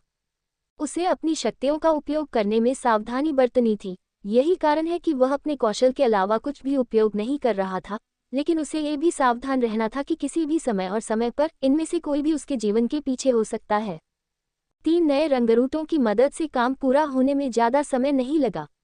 जेसिका वहीं खड़ी हौंफ रही थी, जबकि क्विन ठीक थी और फर्श पर टूटी हड्डियों के साथ कराह रहे लोगों से घिरी हुई थी।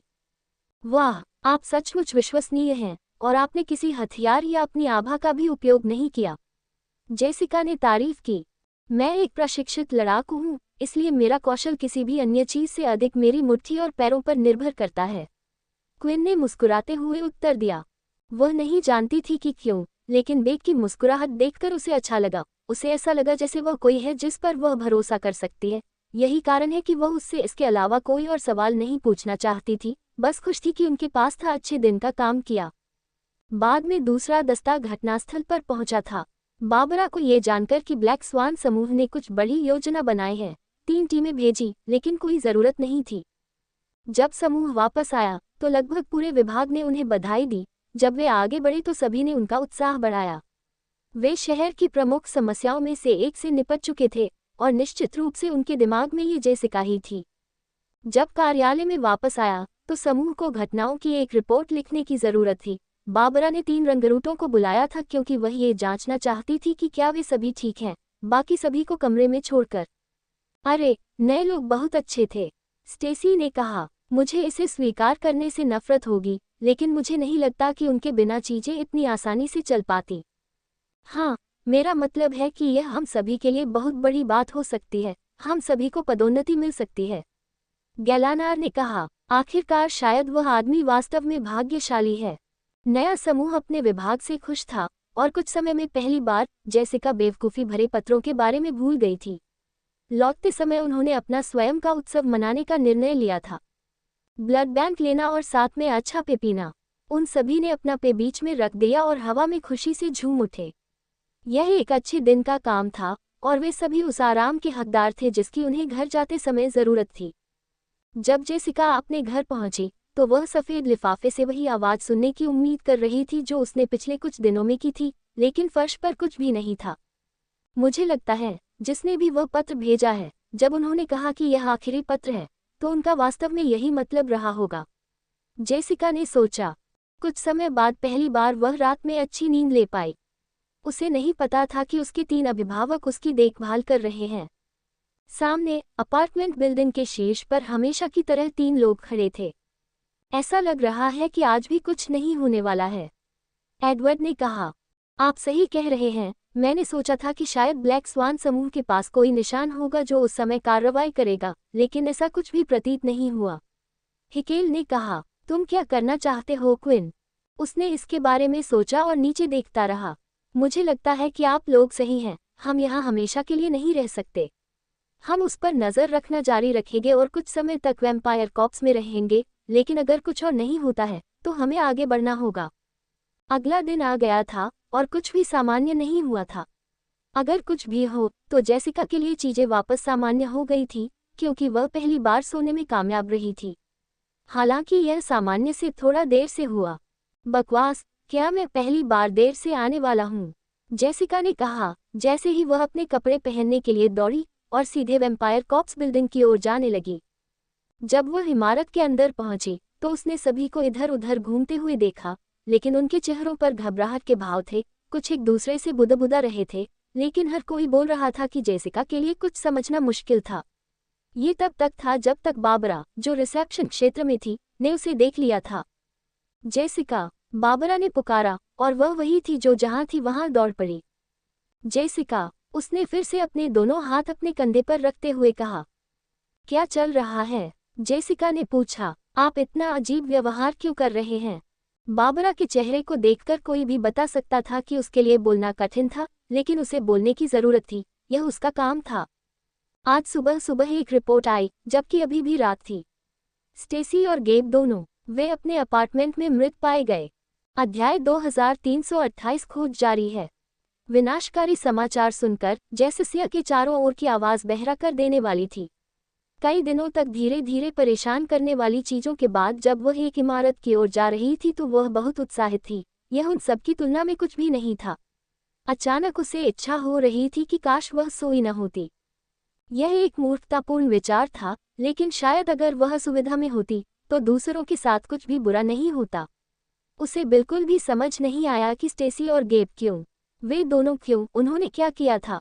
आखिरकार बाबरा जेसिका को अपने कार्यालय में ले गई।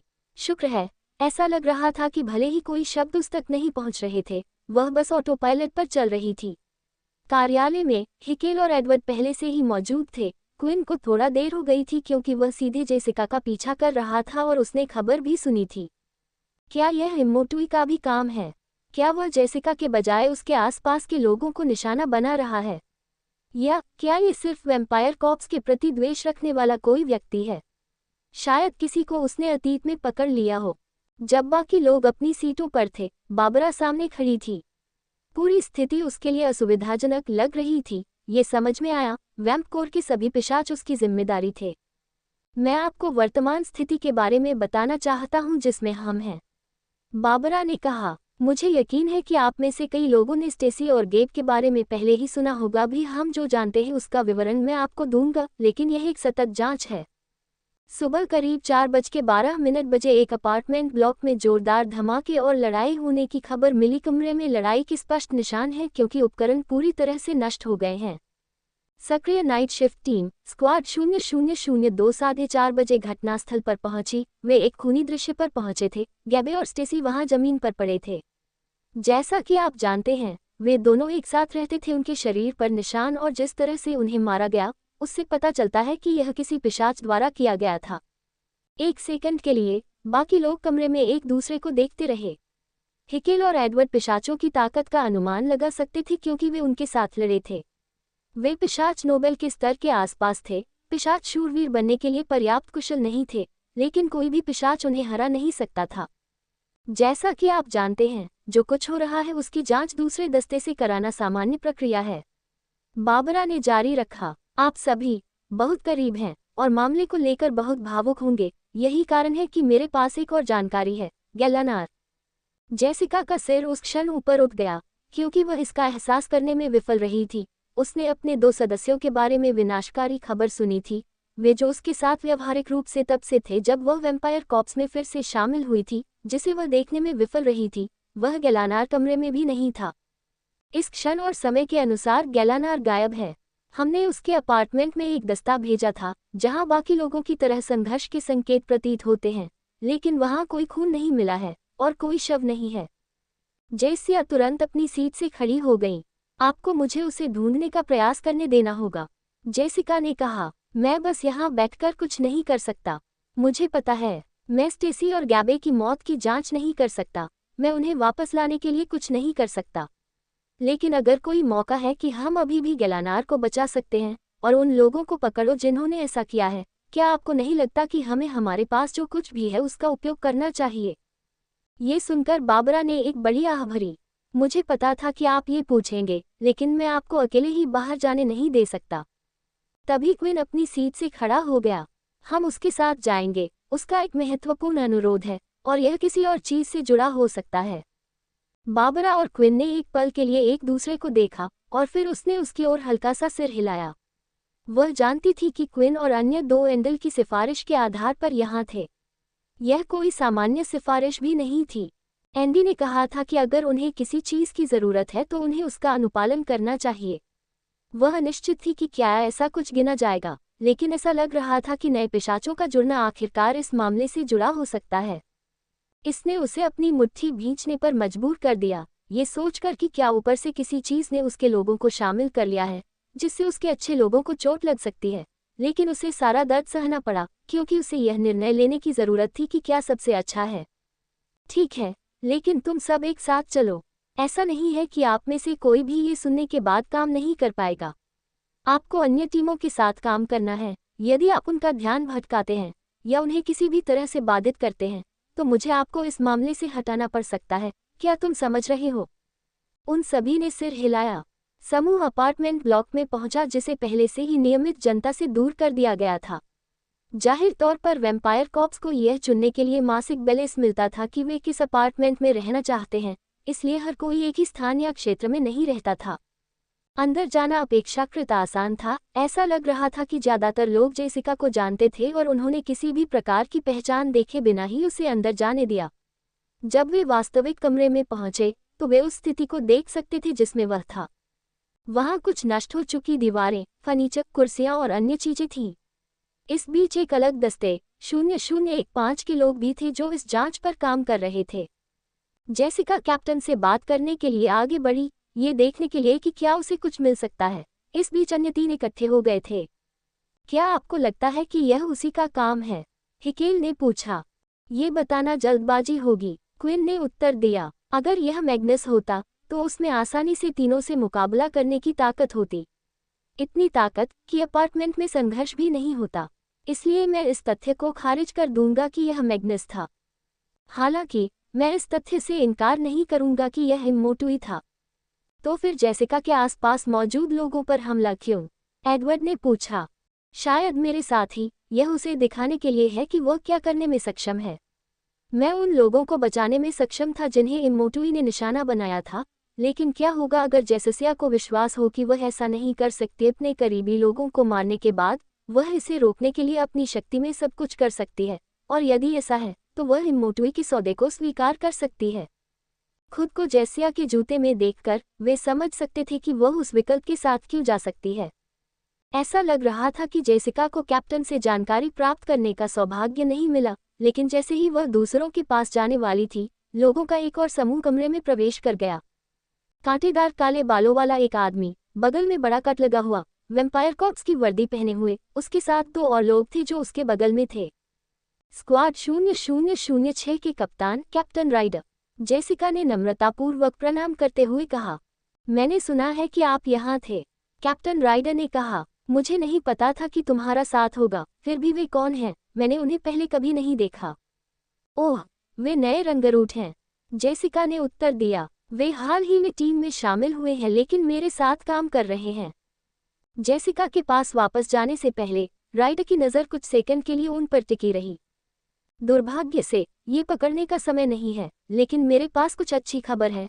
हमें गैलानार पर एक सुराग मिला है और हमने उन्हें एक विशेष स्थान पर ट्रैक कर लिया है। हमारा वाहन बाहर है, लेकिन हम कुछ बैकअप के साथ काम कर सकते हैं, और आपकी प्रतिष्ठा को देखते हुए मैं आपकी मदद ले सकता हूँ। जेसिका मौके का फायदा उठाने के लिए तैयार थी। बेशक, चलो चलें, जेसिका ने कहा। उसी समय क्विन और अन्य लोगों ने पीछा किया, लेकिन राइडर ने उनकी ओर देखा। यह एक खतरनाक स्थिति है, नए लोगों को इसमें शामिल नहीं होना चाहिए। वह जहां जाती है मैं वहां जाता हूं, क्विन ने उत्तर दिया। वह विश्वसनीय है। जेसिका पीछे मुड़ी और क्विन को देखकर मुस्कुराई। वे सभी हैं, वे मेरे साथ आ रहे हैं, यह बाबरा का आदेश है। कोई विकल्प न होने पर राइडर पलट गया। अच्छा, वे सभी दूर चले गए, एक बड़ी उड़ने वाली वैन में सवार होकर जो आकाश की ओर उड़ गई। इस बीच अपार्टमेंट के कमरे में कैप्टन को कुछ गड़बड़ महसूस हुई। मुझे ऐसी कोई रिपोर्ट नहीं मिली कि स्क्वाड 0006 इस मामले में शामिल था। शायद मुझे इसे कॉल करना चाहिए और दोबारा जांच करनी चाहिए। अध्याय 2329 लक्ष्य को बचाना। जिस वाहन का उपयोग किया जा रहा था वह अंतरिक्ष यान और अतीत में उपयोग की जाने वाली कार के बीच का कुछ था। आजकल अधिकांश कारें स्वचालित होती थीं और जमीन से थोड़ी ऊपर उठती थीं। हालांकि हवाई क्षेत्र और इमारतों के साथ टकराव आदि के कारण एक निश्चित तरीके से वाहन का उपयोग करने के बारे में काफ़ी सख्त नियम थे, लेकिन वैम्पायर कॉर्प्स को इससे छूट थी। जिस वाहन में वे थे वह बाहरी अंतरिक्ष के लिए डिज़ाइन नहीं किया गया था, लेकिन वे इमारतों के बीच हेलीकॉप्टर की तुलना में तेजी से घूम सकते थे क्योंकि यह तेजी से मुड़ता था। इसकी मंदी और त्वरण भी काफ़ी तेज था। क्विन ने कल्पना की कि वह वाहन से भी तेज दौड़ सकता है, लेकिन जमीन पर मौजूद सभी लोगों से बचना एक बड़ा मुद्दा होगा। खिड़की से बाहर देखते समय उन सभी को कुछ नजर आया। वे भव्य इमारतों को पीछे छोड़ रहे थे और अब वे सिर्फ घास और पेड़ों के बड़े मैदानों से होकर गुजर रहे थे। वहां बिल्कुल भी विकास नहीं हुआ। क्या गैलानार अब शहर में नहीं है? जेसिका ने पूछा। राइडर ने उत्तर दिया, ये सही है, हम यहाँ उसके संचार उपकरण का पता लगाने में कामयाब रहे और यह कुछ समय से इधर उधर नहीं हुआ है। यह अच्छी खबर नहीं थी। न हिलने का मतलब था कि उसका शरीर पहले ही मर चुका था और एक विशेष स्थान पर छोड़ दिया गया था। आखिरकार वे एक अधिक जंगली क्षेत्र में पहुंच गए जहां से वाहन को ले जाना कठिन होगा, इसलिए वह उतरा और सभी लोग उतर गए। राइडर ने आगे बढ़ते हुए कहा, हम आखिरी पिन के स्थान का अनुसरण करेंगे। ऐसा करते हुए उसके साथ के अन्य 3 दस्ते के सदस्य धीरे धीरे आगे बढ़े। जेसिका पीछे थी। वह अपने संचार उपकरण से पहुंच प्राप्त करने की कोशिश कर रही थी।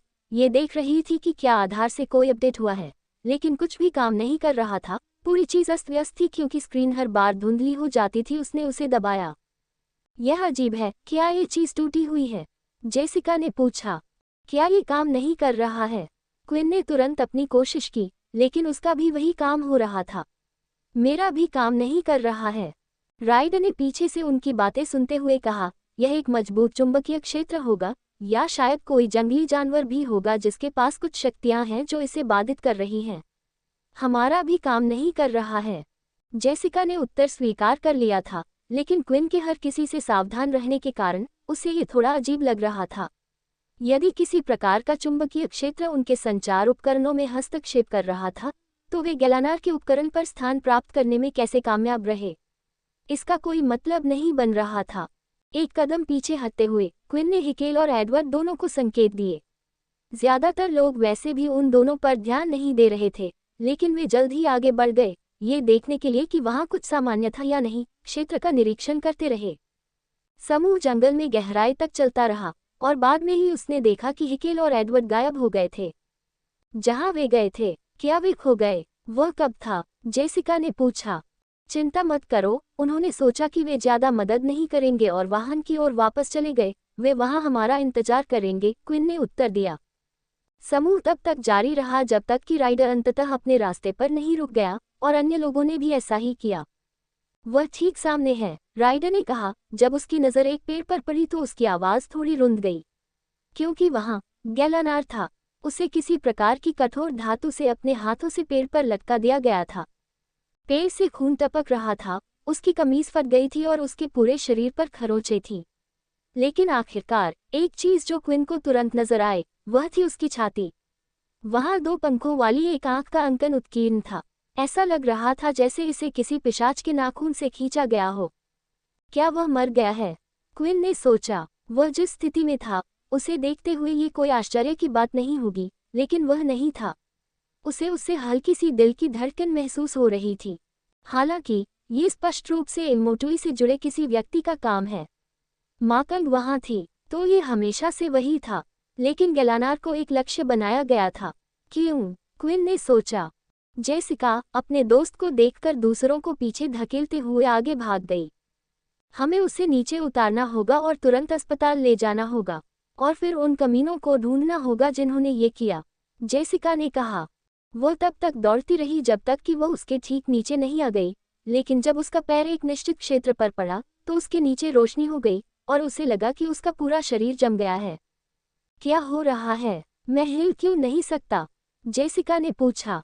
उसके पैर के नीचे से रोशनी कम नहीं हो रही थी। क्विन ने इसे पहले देखा था। ये सातवें परिवार की क्षमता की शक्ति थी।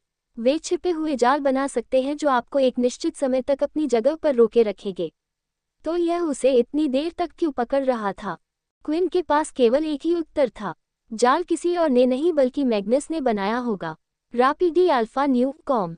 राइडर की आंखों में एक निशान चमकने लगा और उसके साथ उसके सिर पर भी एक निशान चमकने लगा। क्विन जानता था कि वह संदिग्ध था। ऐसा लग रहा था कि वैम्पायर कोर भी इमोटुई जैसे लोगों से सुरक्षित नहीं थे। मेरी प्यारी लड़की, ऊपर वाला व्यक्ति वह है जिसके साथ आप कहेंगे कि आप उसके करीब हैं। मैं नहीं जानता कि आप जानते हैं या नहीं, लेकिन अभी उसका जीवन अधर में लटका हुआ है।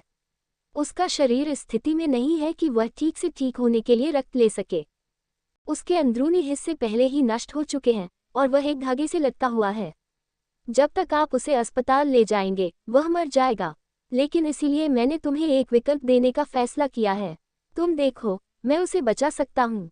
मेरे पास उसे बचाने की शक्ति केवल तभी है जब आप मेरी मदद करने में सक्षम हो। इससे पहले कि वह अपनी बात पूरी कर पाता, पिशाच के सिर के पीछे एक जोरदार प्रहार हुआ, जिससे वह पूरी तरह से बेहोश हो गया। ये सिर्फ कोई पिशाच नहीं था, बल्कि यह कप्तानों में से एक भी था। बेक, तुमने ऐसा क्यों किया? जेसिका ने पूछा। वे जो कह रहे हैं वह झूठ है, क्विन ने उत्तर दिया। क्या तुम नहीं देख सकती, जेसिका? संचार उपकरण काम नहीं कर रहे हैं, ये जानते हुए भी कि गैलानार कहाँ था। वे ही इसके पीछे थे। जल्द ही दस्ते में वैम्पायर कॉर्प्स के एक और सदस्य की चमक बढ़ने लगी। तुम कौन होते हो मेरे रास्ते में आने वाले? आदमी ने गुस्से में कहा। चिंता मत करो, मैंने कुछ हस्तक्षेप की योजना बनाई थी। वह आदमी ऐसा लग रहा था जैसे वह हंसने वाला है, लेकिन जब उसने अपने बाएं और दाएं देखा तो कोई भी बाहर नहीं आ रहा था। कुछ क्षण बाद जब हिकेल और एडवर्ड दिखाई दिए। एन अल्फा एंड एट ने एडवर्ड ने कहा, ऐसा लगता है कि उनमें से बहुत से लोग घात लगाकर जंगल में छिपे हुए थे, लेकिन हम उन सभी से निपटने में कामयाब रहे। हिकेल ने साथ ही कहा, मेरी तरफ से भी यही बात है।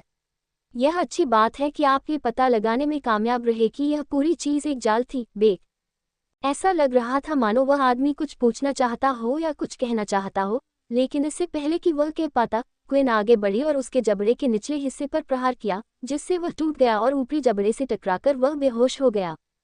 पिशाचों के अगले समूह की ओर बढ़ते हुए उसने उन्हें लात और मुक्कों से मारा और उन्हें एक ही झटके में मार गिराया।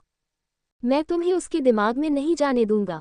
वह ये नहीं सोच सकती कि यह उसकी गलती है या इस सब से बचने का कोई तरीका है, अन्यथा तुम्हें वही मिलेगा जो तुम चाहते हो। हिकेल और एडवर्ड ने गैलानार के अंदर से अजीब धातु के डंडे को बाहर निकालने में मदद की और उसे धीरे से जमीन पर रख दिया। यहाँ, उसे इसे पीना चाहिए। एडवर्ड ने किनारे पर एक नंबर लिखा हुआ फ्लास्क बाहर निकालते हुए कहा। तुम्हारे पास अभी भी वह है? हिकेल ने पूछा। एडवर्ड ने उत्तर दिया, मैं कभी नहीं जानता था कि यह एक दिन काम आएगा या नहीं, और देखो, ऐसा लगता है जैसे ये काम आया है। उसने कुप्पी से खून बाहर डाला, लेकिन वह लाल खून नहीं था जो डाला गया था, वह हरा था। जैसे ही यह उसके शरीर के अंदर गया, इसने ठीक होने की पूरी कोशिश की, लेकिन क्विन एक कदम आगे जाना चाहता था। उसने अपने दोनों हाथ अपनी छाती और घावों पर रखे और क्यूई को उसके अंदर प्रवाहित करने में मदद करना शुरू कर दिया और उसके शरीर को ठीक होने में मदद करने की कोशिश की। क्या वह ठीक हो जाएगा? जेसिका ने पूछा। मुझे ऐसी आशा है, क्विन ने उत्तर दिया। इस बीच बाबरा को बड़ी मात्रा में जानकारी प्राप्त हुई थी। ये सब संसाधित करने में उसे थोड़ा समय लगा और उसके लिए कॉल करना कठिन था, लेकिन अंततः उसने कॉल किया। हर कोई, क्या मैं आपका ध्यान आकर्षित कर सकता हूँ? स्टेसी लियो और गेब लियो की मौत का मुख्य संदिग्ध जेसिका क्लार्क है। सभी को उसे तुरंत ढूंढना होगा और उसका पता लगाना होगा। अध्याय 2330 मदद के लिए पुकारना भाग 1। क्विन अपनी कुछ क्यूई गैलानार में प्रवाहित कर रहा था। उसे बहुत अधिक उपयोग न करने के लिए सावधान रहना था, लेकिन शक्ति का बल उसकी खुद की थोड़ी सी ऊर्जा को काम पर लाने में मदद कर रहा था, क्योंकि यह उसके शरीर में जो कुछ था उसकी मरम्मत कर रहा था। हालांकि वह सारा श्रेय नहीं ले सका, क्योंकि हरे दिल की रक्त ने बहुत काम किया। इसने शरीर को कुछ क्षणों के लिए फिर से सक्रिय कर दिया। क्विन को और अधिक क्यूई के साथ खेलने के लिए दोनों के संयोजन ने कुछ हद तक चमत्कार करने की अनुमति दी और कुछ क्षण बाद क्विन को कुछ और करने की कोई आवश्यकता नहीं थी, क्योंकि उसने अपना हाथ गैलानार से छोड़ दिया। वह ठीक हो जाएगा, चिंता मत करो, वह मरेगा नहीं, क्विन ने कहा। वह जिस हालत में था उसे देखकर यकीन करना मुश्किल था, लेकिन उसके शरीर पर लगे घाव धीरे धीरे ठीक होने लगे थे। आपने क्या किया? मैंने बहुत कुछ नहीं किया, क्विन ने उत्तर दिया। ये ज्यादातर उसके द्वारा खरीदे गए खून के कारण था। ये दिल की खून है, कुछ ऐसा जो अब मिलना बेहद दुर्लभ है। दल्की के साथ अनिवार्य रूप से एक विलुप्त प्रजाति बन गई। पहले वहां रक्त की अंतहीन आपूर्ति नहीं थी, जहाजों पर केवल वही बचा था। इसे काले बाजार में बेचा गया। चूंकि इससे पिशाचों की रिकवरी और ताकत में काफी वृद्धि हुई, लेकिन चूंकि इसका अधिक उपयोग किया गया था, इसलिए अधिक कभी वापस नहीं आएगा। तो ऐसे कई लोग थे जो रक्त की कीमत बढ़ने का इंतजार कर रहे थे। हालांकि काले बाजार के सभी सौदों के दौरान जिस बात पर ध्यान नहीं दिया गया वह थी कि दल्की रक्त के विभिन्न स्तर थे, और युद्ध के दौरान एडवर्ड और हिकेल नेता होने के कारण उनके पास उच्चतम स्तर का दल्की रक्त था, वह मिश्रित या दागदार नहीं था। यदि ऐसा नहीं होता तो शायद गेलानार को इमोटुई के हस्तक्षेप के कारण मरने वालों की सूची में शामिल कर लिया गया होता। जेसिका अभी भी गेलानार के बारे में बहुत चिंतित थी क्योंकि वह आ रहा था। उसकी आंखें टिमटिमा रही थीं और ऐसा लग रहा था कि वह इधर उधर आना शुरू कर रहा था। जब ये हो रहा था, क्विन स्थिति से दूर चला गया और अन्य दो की ओर देखा। कुछ हद तक स्वाभाविक रूप से हिकेल और एडवर्ड दोनों वहां चले गए जहां जेसिका थी, और उसके चारों ओर बाधा डाली। ये सब उसके दृश्य को अवरुद्ध करने के लिए था। घुटनों के बल बैठकर क्विन ने एक आदमी को जमीन से उठाया। उसकी आंखें लाल चमक रही थीं। तुम्हारे सिर पर यह निशान कैसे लगा? क्विन ने पूछा। ये किसी दूसरे पिशाच का था। वह ताकतवर था और हम सभी पर हावी हो गया, जिससे हम में से हर एक पर निशान पड़ गए। उसके लंबे हरे बाल थे। हालांकि पिशाच ने यह नहीं बताया कि इसके पीछे कौन था, लेकिन ये स्पष्ट था कि वह जिस पिशाच का वर्णन कर रहा था वह मैग्नस था। इमोटुई उन लोगों को चिन्हित करने में सक्षम है जो मौत के करीब हैं। हमें गेलानार पर नजर रखनी होगी और देखना होगा कि क्या उसे कुछ हुआ है, लेकिन साथ ही ऐसा लगता है कि मैग्नस एक समर्पित अनुयायी के रूप में इतना मजबूत है कि वह दूसरों को भी चिन्हित कर सकता है। वे वैम्पायर कॉर्प्स में एक पूरी टीम लाने में कामयाब रहे। क्या ऐसी कोई जगह है जहां हम जा सकते हैं, जहां जेसिका सुरक्षित रहेगी? लेकिन फिर हम मैग्नस को कैसे ढूंढेंगे? मुझे बताओ, तुमने माँ को आखिरी बार कहाँ देखा था? इससे पहले कि क्विन अपना प्रश्न पूछना समाप्त कर पाता, पिशाच के मुंह से झाग निकलने लगा। उसकी आंखों में जीवन का चिन्ह खो गया और क्विन अब उसके दिल की धड़कन नहीं सुन पा रहा था। वह खड़ा हुआ और देख सका कि वही बात दूसरों के साथ भी हो रही थी। अजीब सी गड़गड़ाहट की आवाज सुनकर जैसे कि उनका दम घुट रहा हो, हिकेल और एडवर्ड पीछे मुड़कर देखने लगे। तुरंत वे जिस दिशा से आए थे उसी ओर दौड़ते हुए चले गए। क्या चल रहा है बेक? जेसिका ने पूछा। वह देख सकती थी कि दस्ते के अन्य सदस्य कैसे व्यवहार कर रहे थे, और उसने सोचा कि शायद गेलानार के साथ भी ऐसा ही होगा। अन्य सभी सदस्य मर चुके हैं, क्विन ने उत्तर दिया। ये स्पष्ट था, यह उन्हें कोई भी जानकारी लीक करने से रोकने का एक उपाय था। एडवर्ड और हिकेल दोनों वापस आ गए थे, सीधे वहीं जा रहे थे जहां क्विन था। वे सभी मर चुके हैं, वे सभी एक ही तरह से मरे हैं, एडवर्ड ने कहा। यह मैग्नस के काम जैसा दिखता है, हिकेल ने जोड़ा। युद्ध के दौरान वह इस तरह की रणनीति पर लौटने के लिए जाने जाते थे। वह विभिन्न प्रकार के जहरों में भी पारंगत है। मुझे एक व्यक्ति के मुंह की ऊपरी छत में एक घुले हुए कैप्सूल का थोड़ा सा टुकड़ा मिला। ये सुनकर क्विन मदद नहीं कर सका, लेकिन चुप हो गया। यदि उन्होंने उन्हें मार गिराया होता और फिर कैप्सूल की खोज की होती तो वे उन्हें बचा सकते थे, लेकिन एक बार फिर वे असफल हो गए। कितनी ही बार वे असफल होने वाले थे। पीछे से खांसी की आवाज आ रही थी और थोड़ा खून जमीन पर बिखरा हुआ था, लेकिन यह एक अच्छा संकेत था। गेलानर वह व्यक्ति था जो खांस रहा था, और वह फिर से सचेत लग रहा था। उसका दिल जोरों से धड़क रहा था। जेसिका, तुम यहाँ क्या कर रही हो? गेलानर ने पूछा। उसने अभी तक कुछ नहीं कहा, बस उसे कसकर गले लगा लिया। अभी जैसे ही उसने महसूस किया कि उसके स्तन उसके ऊपर दब रहे हैं, वह इससे अधिक खुश नहीं हो सकता था।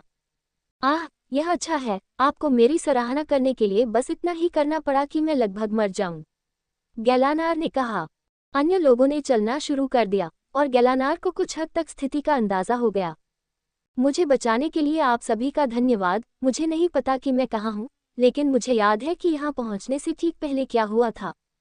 अगर आप हमें विस्तार से बता सके तो कृपया, एडवर्ड ने पूछा। मैं अपने अपार्टमेंट में था जब दरवाजे पर दस्तक हुई। वह सुबह का समय था, इसलिए मैंने ज़्यादातर समय इसे नज़रअंदाज कर दिया, लेकिन वे खटखटाते रहे, इसलिए मैंने दरवाज़ा खोला और मुझे महसूस हुआ कि कोई तेजी से आ रहा है। मुझे ये स्पष्ट था कि यह एक पिशाच था और उस समय बहुत ताकतवर था। मैं उससे लड़ने गया, लेकिन जब मैंने एक कदम आगे बढ़ाया तो मैं अपनी जगह पर जम गया। मेरे ठीक नीचे कुछ जल रहा था। मुझे इस बारे में ज्यादा जानकारी नहीं है कि क्या था उसके बाद हुआ। मैं बाहर हो गया। मुझे याद है कि मुझे चोट लगने, मार खाने, मरने की कगार पर पहुंचने और अपने हाथों के बाद बहुत दर्द महसूस हुआ था। गैलानार की कहानी से उन्होंने कुछ बातें सीखीं। एक, जिस अपार्टमेंट को नष्ट किया जा रहा है वह जानबूझकर बनाया गया था, क्योंकि वहां कोई लड़ाई नहीं हुई थी। वे चाहते थे कि वे गैलानार को खोजने का प्रयास करें, और दूसरी बात यह थी कि यह मैग्नस ही था जिसने ये सब किया था। गैलानर, आप अकेले नहीं थे जिस पर हमला किया गया था। स्टेसी और गेब, वे दोनों मर चुके हैं, और मैं आपको खो नहीं सकता था। मैं नहीं खो सकता था, इसलिए हम यहाँ आए हैं, जेसिका ने समझाया। गैलानार को नहीं पता था कि अपने साथियों के मरने की प्रक्रिया कैसे की जाए। वह खुद लगभग मर चुका था, इसलिए उसे ये सब अवास्तविक लगा। मुझे लगता है कि मैं भाग्यशाली हूँ कि मेरे पास ऐसा कप्तान है जो मेरी इतनी परवाह करता है ना? गैलानार ने मजाक किया, माहौल को हल्का करने की कोशिश की और उठ खड़ा हुआ। जब उसने ऐसा किया तो उसने उन लोगों को देखा जिन्होंने खुद को मार डाला था। क्यों राइडर ऐसा करेगा? वह वैम्पायर कोर पर हमला क्यों करेगा? और उस दूसरे आदमी पर जिसने मुझ पर हमला किया, मैं उसे यहाँ नहीं देख रहा हूँ, गैलानार ने टिप्पणी की। जेसिका कुछ भी कहना नहीं चाहती थी, लेकिन उसके मन में एक विचार जरूर था, जो उसे मिले पत्रों के आधार पर था। उसे लगा जैसे ये सब उसकी वजह से है। उन्होंने उसे बाहर बुलाया था। राइड अभी उसकी तलाश में आया था, लेकिन जब उसने अपने अंतिम क्षणों में बात की, तो ऐसा लगा जैसे कोई और उसे नियंत्रित कर रहा हो, उससे बात करने की कोशिश कर रहा हो। यह एहसास पहले जैसा ही है। मुझे ऐसा लग रहा है जैसे जब धाम्पीर मेरे पीछे पड़े थे। ये सब दोबारा क्यों हो रहा है? उसने अपने सामने तीनों की ओर देखा। यदि वे नहीं होते, तो शायद वह गैलानार खो देती और उसे काफी संघर्ष करना पड़ता। अब वह उन पर भरोसा न करने के लिए बेहद दोषी महसूस करती थी। समूह जंगल से बाहर निकल रहा था और उस वाहन की ओर बढ़ रहा था जिसे वे इस उम्मीद में लेकर आए थे कि वह अभी भी वहीं होगा। आखिरकार वे इसे जंगल के बाहर और आगे मैदान में देख सके। बाहर रहते हुए जेसिका अपने संचार उपकरण के माध्यम से बेस तक पहुंचने का प्रयास करती रही। प्रतिबंधित पहुंच, यह क्या है? मैंने इसे पहले कभी नहीं देखा। आप आधार से संपर्क करने का प्रयास कर रहे हैं, मुझे देखने दीजिए। गैलानार ने अपने अग्रबाहु पर लगे उपकरण की ओर बढ़ते हुए कहा। वह देख सकता था कि वैम्पायर कॉर्प्स के सभी सदस्यों को एक आपातकालीन संदेश भेजा गया था, और उसने प्ले दबा दिया। यह एक आपातकालीन संदेश है। वैम्पायर कैप्टन, जिसे जेसिका क्लार्क के नाम से जाना जाता है, स्टेसिलियो और गैबेलियो से जुड़े मामले में मुख्य संदिग्ध है। यदि आप उसे देखते हैं, तो आपको उसे हर कीमत पर अंदर लाना होगा। संदेह है कि वह भाग रही है। संदेश चला क्या? गैलानार ने संदेश को यही समाप्त करते हुए कहा। क्या हो रहा है?